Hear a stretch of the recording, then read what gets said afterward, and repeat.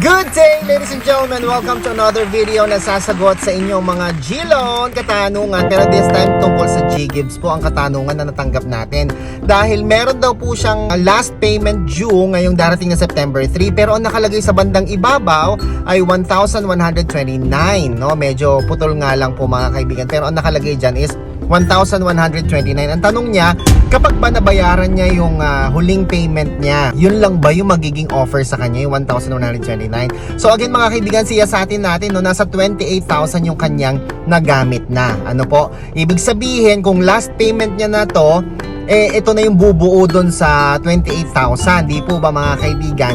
So sinasabi lang dito na kapag nag-fully paid ka, na fully paid mo na yung huling payment, weekly ang evaluation nito. So pwedeng magbayad ka ngayon, tapos ma-approve yan ngayon. Kaya ngayon, kung next week ka magbabayad, hindi sure, hindi guaranteed na next week, buo mong may enjoy yung 30,000. Nangyari na kasi sa akin yung mga kaibigan na nagkaroon ako ng 25,000 na eligibility.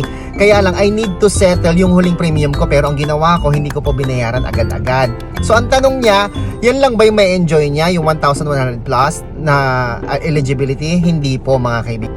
Hindi lang po yan ang may enjoy mo, kundi ang may enjoy mo ay yung buo, no?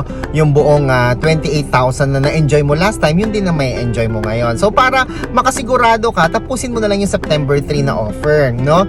Pero kasi limited time offer nakalagay sa itaas din. Limited time offer na kailangan mong bayaran na yung last payment mo para ma-enjoy mo yung iyong eligibility o yung availability. Kasi nakalagay of 30,000, di ba? 28,000 of 30,000 na ang nagamit mo.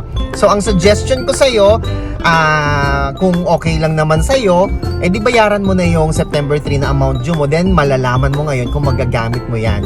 Kasi alam mo sa GCash, sa GGive, sa G-Loan, hindi siya guaranteed talaga mga kaibigan Pwedeng makita mo yan ngayon, tapos pag nagbayad ka maya-maya wala na. Aminin niyo mga kaibigan, hindi ko mo applicable sa akin, applicable din sa iyo. Ganon din po kayo, di ba? Yung nangyari po sa inyo, iba rin sa nangyari sa iba. Kasi depende po yung evaluation talaga palagi sa offer ni GCash at the same time yung G-score mo na meron ka ngayon. Okay ba yun? Kung may katanungan po kayo, please comment down below. Ako po si Chico. Enjoy the rest of the day and God bless po!